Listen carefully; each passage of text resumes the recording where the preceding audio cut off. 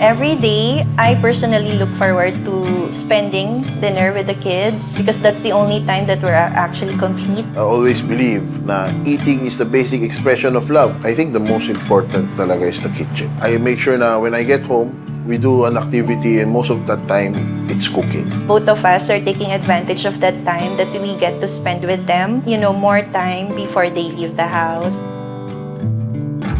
The kitchen that we have downstairs is very crude. Actually, ang nandun lang is the gas range. That's it. And then we have the informal table that we put there just for cutting ingredients, mostly for food preparation. So it's a bit of a challenge in terms of getting things organized. So there was one time, Avel was looking for sesame oil.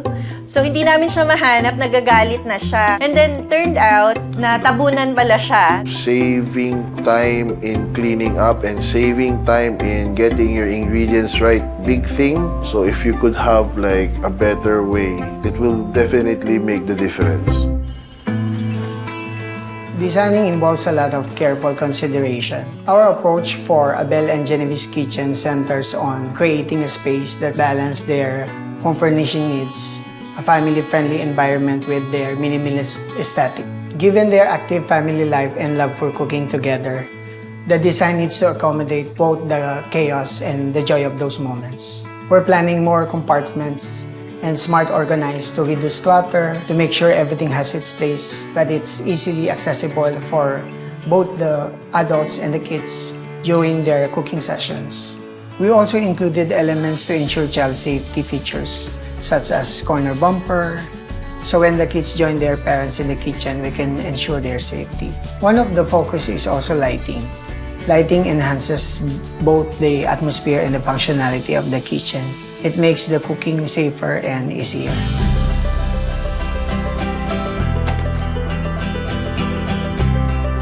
We were really surprised. They said, wow, it's lit. That's the term that my firstborn used.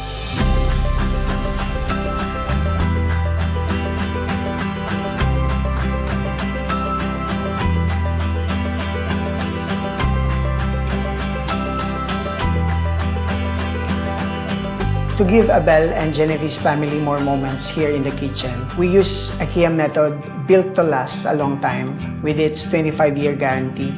There's lots of storage space, so it definitely will be very clean to look at. So I'm very, very happy about that. Ayun yung sesame oil. Pag ganito kadali na yung setup, you can teach the children better in how to cook. So, yung dating na-enjoy mo lang na normal, of course, mamamagnify din. Kasi you've been given a better environment. Pero seeing from here, baka magkaroon pa ng mga better bondings. Not necessarily more time, but more colorful yung time. So, whatever we have na from this point on, for sure it will be better because of what IKEA has done for our redesign.